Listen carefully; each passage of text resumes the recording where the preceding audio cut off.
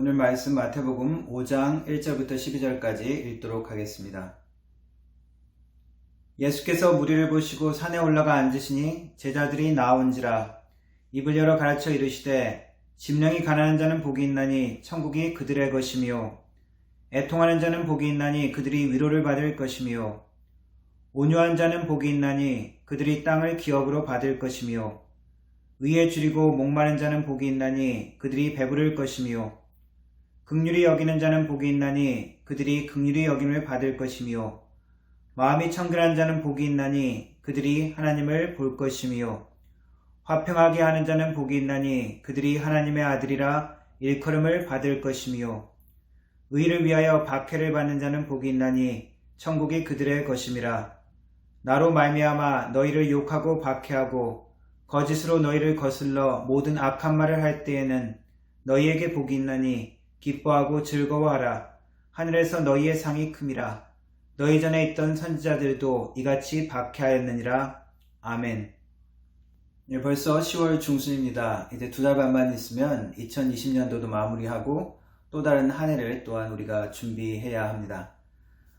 마태복음 말씀을 전하고 있습니다. 마태복음의 주제는 하늘의 왕국 하나님의 나라라고 할 수 있습니다.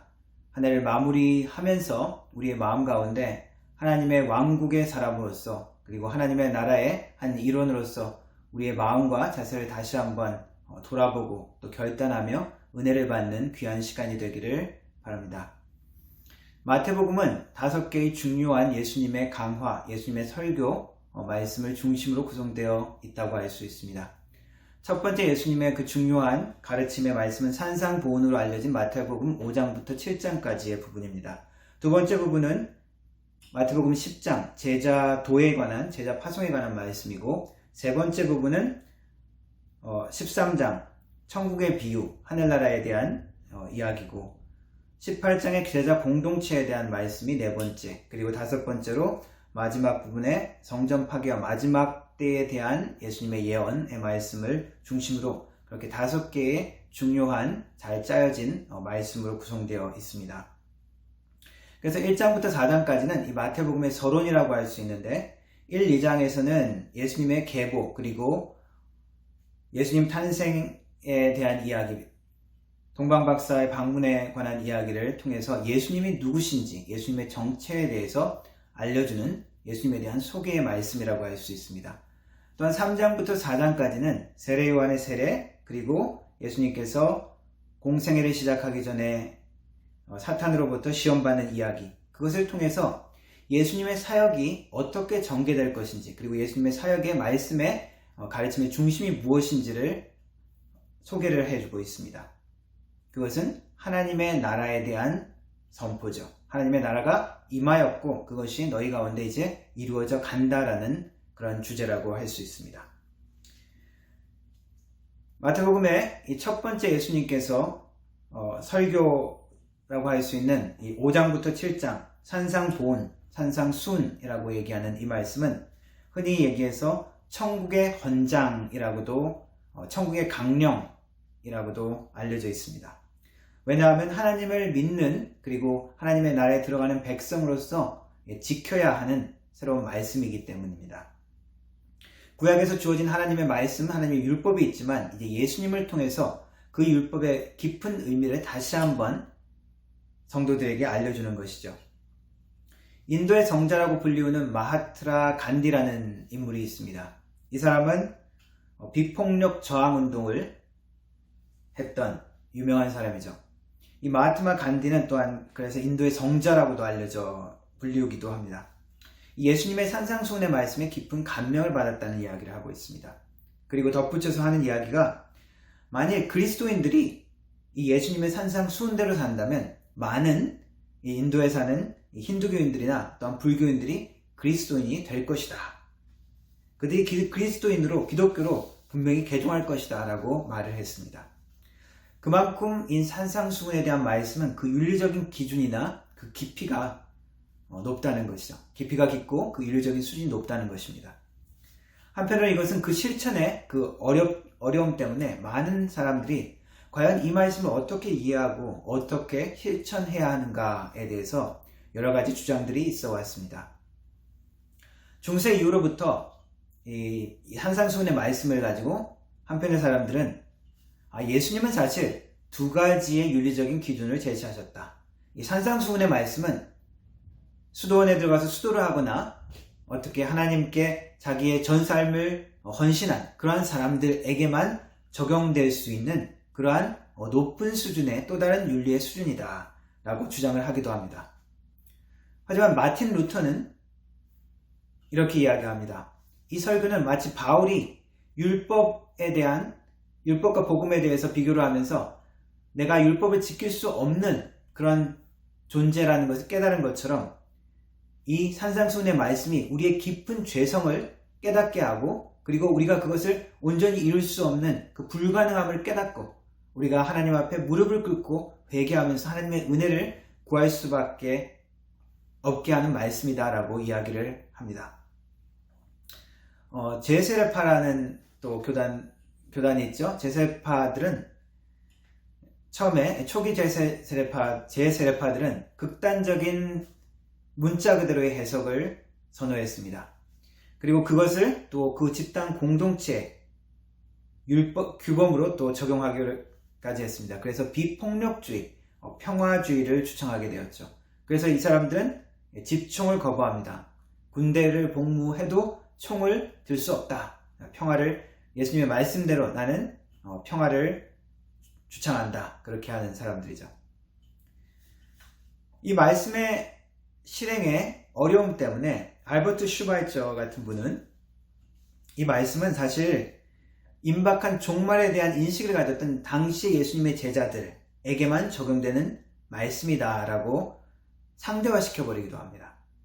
또 반면에 또 다른 세대주의의 한 부류는 이것은 미래의 천년왕국, 예수님의 재림이 이루어진 이후에 그 천년왕국에 있는 사람들에게 적용되는 그러한 말씀이다 라는 것으로 또 상대화시켜버립니다. 이렇게 얘기하면 어떻게 되는 겁니까? 지금 어차피 우리는 이건 어려운 말씀이고 지키기 어렵기 때문에 그냥 우리는 안 지켜도 된다라는 결론이 내릴 수가 있죠. 그러나 이 말씀을 우리가 어떻게 그러면 받아야 되겠습니까? 이 말씀이 어려운 말씀이지만 이것은 하나님의 나라를 선포하는 것이고 그것이 이제 정말로 이루어져가는 그 과정 속에 있는 말씀이다라고 이해할 수 있습니다. 이것은 하나님의 나라가 이미 선포되어졌고 그리고 아직 완전히 완성되지 않은 이루어져가는 과정에 있다는 already not yet 이라는 그 긴장 가운데 있는 그런 말씀이라는 것이죠. 예수 그리스도의 재림 때 이것은 온전히 이루어질 것입니다.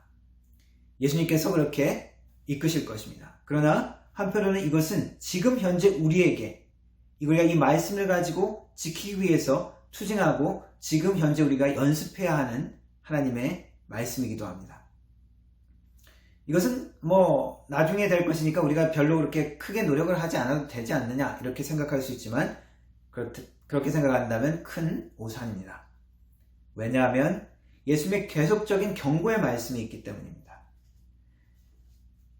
17절부터 20절 말씀은 이 산상수훈의 주제 같은 말씀인데 이런 말씀을 하시죠. 예수님께서 내가 율법이나 선지자나 이것을 폐하러 온 것이 아니라 그것을 완전하게 하기 위해서 왔다. 그리고 더불어서 말씀하시기를 너희의 의가 바리새인과 서기관을 넘지 못하면 그들보다 더 낫지 못하면 너희가 결코 하나님의 나라에 들어갈 수 없다라고 선언하고 있기 때문입니다.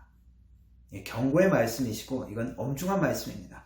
우리가 하나님의 나라를 누리려면 하나님의 나라에 들어가려면 행해야 되는 그런 말씀이라는 것이죠. 오늘 읽은 산상수훈의 첫 번째 부분 8복은 무엇을 말씀하고 있는 것입니까? 하나님의 왕국을 소유하는 복에 대해서 말씀하고 있습니다. 특별히 첫 부분은 8복이라고 우리가 부르죠. 하나님의 나라에 속한 사람들의 축복, 그리고 그 나라에 속한 사람들의 삶의 태도, 마음 자세를 가르쳐주고 있는 말씀이라고 할 수 있습니다.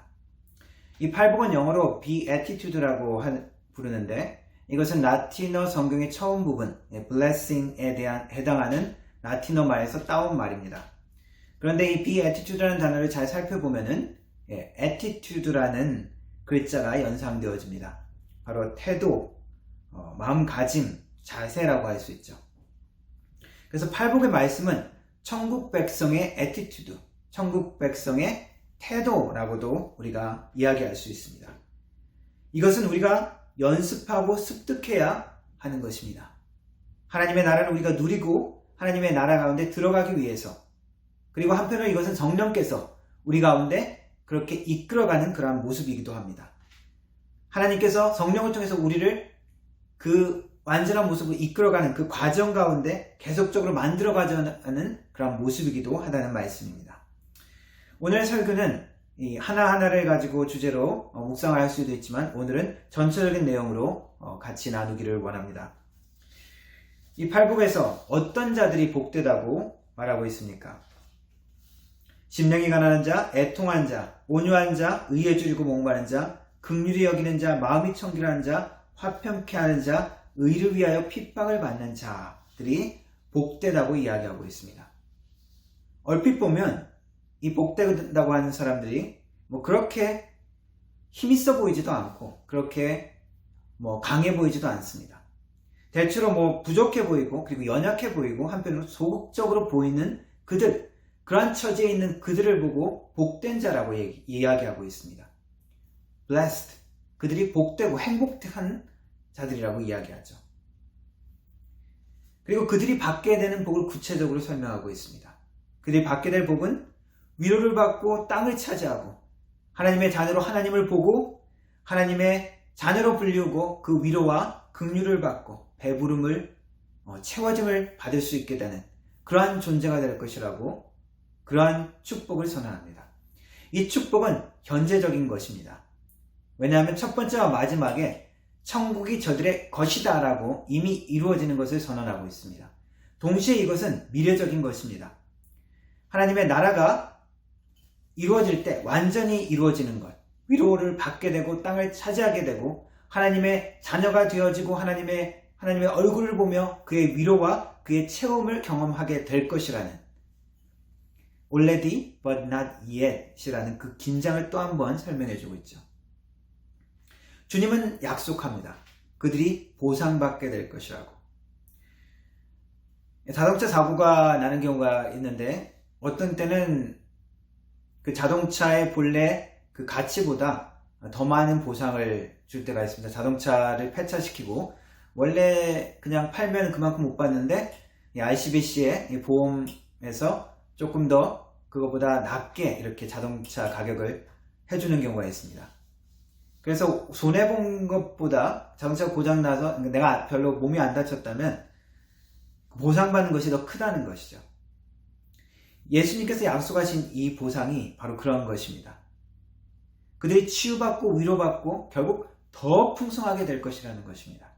사도 바울은 이렇게 이야기했습니다. 현재의 고난은 장차 나타날 영광에 비교할 수 없다.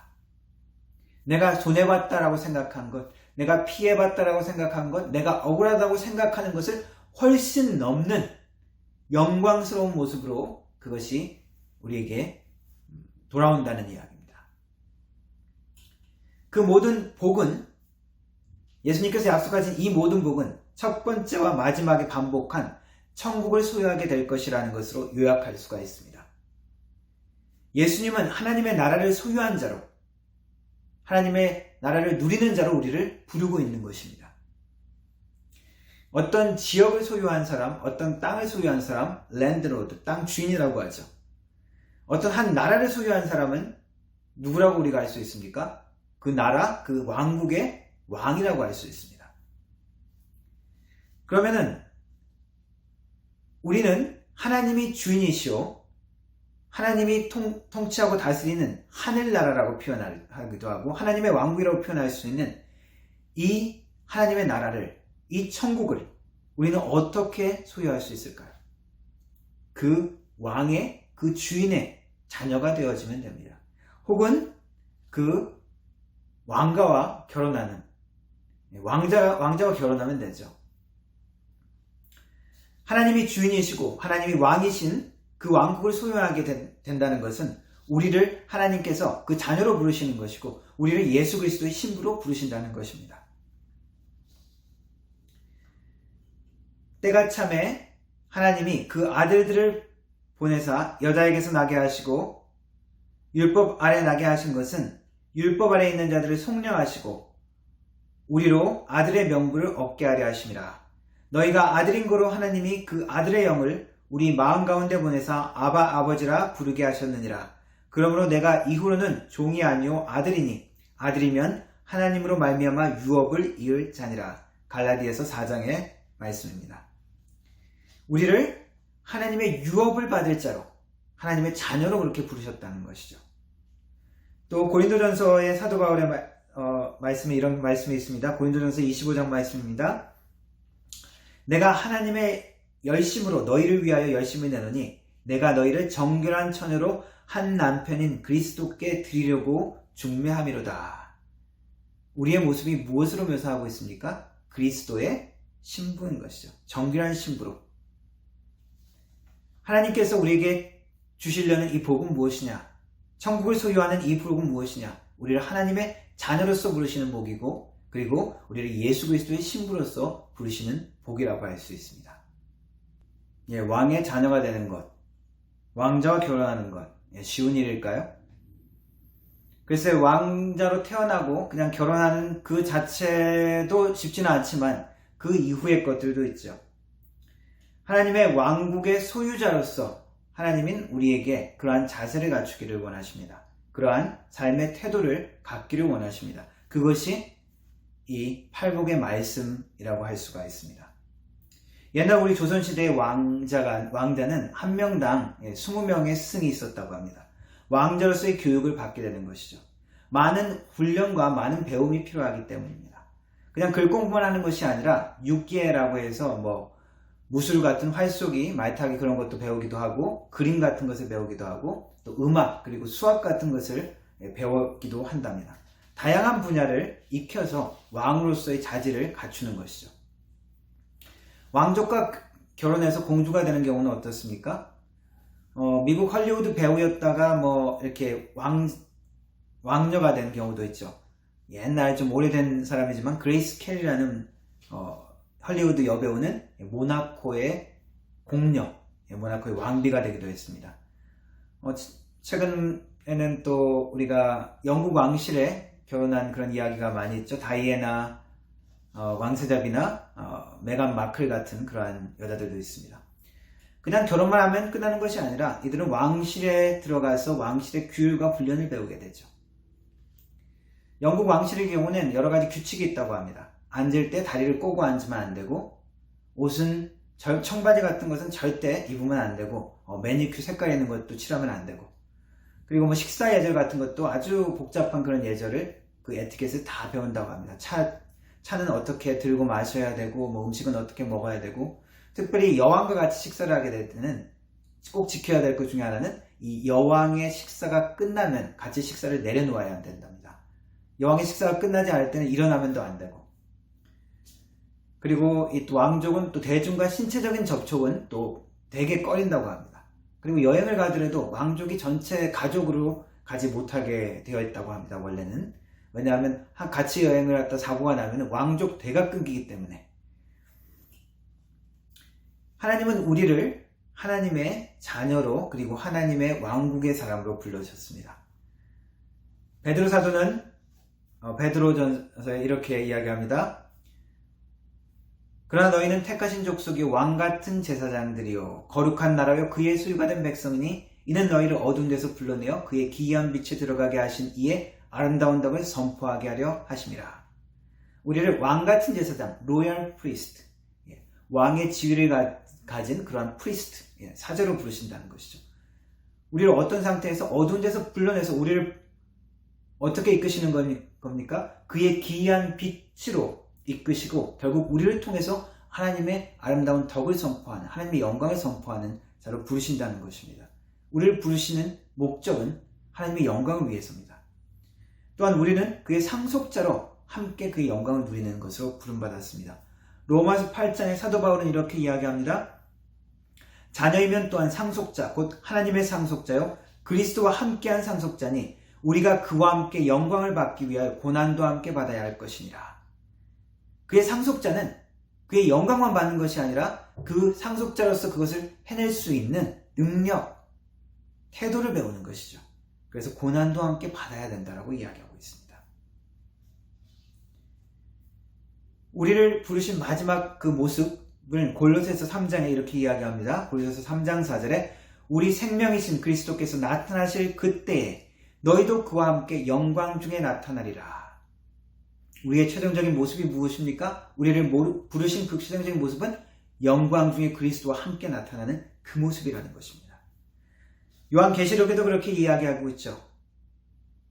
너희가 마지막 때에 그때 그의 얼굴을 볼 터이요 그의 이름도 저희 이마에 있으리라. 다시 밤이 없겠고 등불과 햇빛이 쓸데없으니 이는 주 하나님이 저희에게 비추심이라. 저희가 세세토록 왕노릇 하리로다. 하나님의 기대는 무엇입니까? 우리를 하나님의 상속자로, 그리스도와 함께 영광을 누리는 자로, 그리스도와 함께 다스리는 자로 우리를 부르시는 것입니다. 그의 능력과 권능과 영광을 함께 누리는 자로 우리를 살기 원하십니다. 그러기 위해서 우리는 그 태도와 삶을 연습해야 되는 것이죠. 우리의 태도가 준비되지가 못하면 그것을 우리가 온전히 누릴 수가 없습니다. 영어의 말에 그 attitude determines altitude라는 말이 있습니다. 내 태도가 내 높이를 결정한다는 것이죠. 왕의 마음 자세, 왕의 태도를 습득해야 진정한 왕의 복을 누릴 수 있다는 것입니다. 왕자와 거지 이야기가 있습니다. 왕자와 거지가 서로 옷을 받고 있고 왕자 노릇, 거지 노릇을 하게 되는 이야기죠. 거지가 왕자의 옷만 받고 입었다고 왕자가 될 수 있습니까? 그렇게 될 수 없습니다. 왜냐하면 그의 말과 태도, 먹는 습관 모든 것이 여전히 거지의 모습이기 때문입니다. 하나님은 우리가 왕의 자녀로서 그 태도와 그 삶을 살기를 원하십니다. 닭은 날지 못합니다. 그냥 좀 날 수 있을 것 같아도 좀 푸드덕거리다 그냥 제자리에 앉고 말죠. 하지만 독수리는 저 높은 곳을 납니다. 많은 것을 보고 더 넓은 곳을 보고 거기에서 먹이를 찾죠. 하나님은 우리를 닭처럼 내 주위에 있는 것만 보고 한정되고 좁은 지선으로 이 지상의 삶과 육신의 영역 가운데 머물러 있기를 원하지 않습니다. 마치 독수리처럼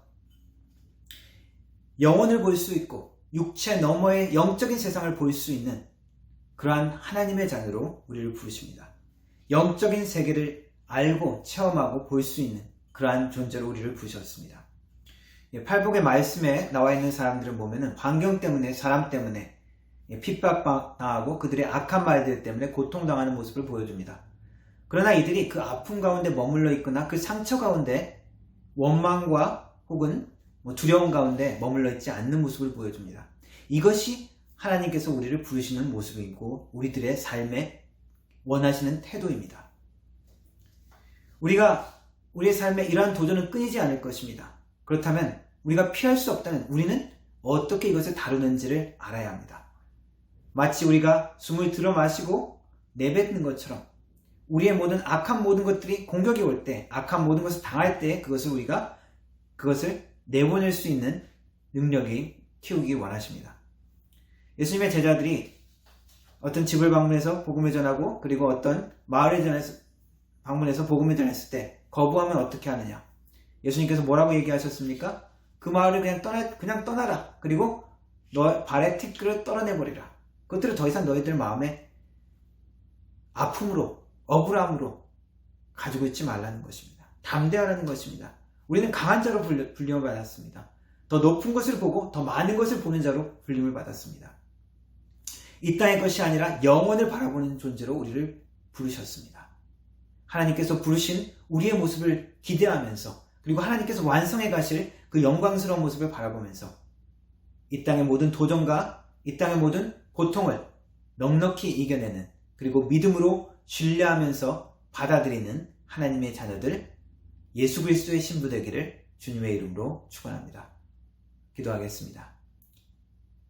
하나님 감사합니다. 우리를 주님의 자녀로 우리 주 예수 그리스도의 정결한 신부로 부르셔서 감사합니다. 우리가 주님의 자녀로서 우리의 모습이, 우리의 태도가 하나님이 원하시는 모습으로 닮아갈 수 있도록 도와주시고 우리 주님의 기대를 따라갈 수 있는 우리의 모습들이 될 수 있도록 도와주옵소서. 그래서 우리에게 허락하신 하나님의 나라의 축복을 누리고 그것을 행하기에 부족함 없는 하나님의 사람들 될 수 있도록 도와주옵소서. 하나님의 능력이, 하나님의 나라의 권세가 우리 가운데 나타나게 하시고 우리의 삶을 통해서 세상에 비춰질 수 있도록 역사하여 주시옵소서. 예수님의 이름으로 기도드렸습니다. 아멘.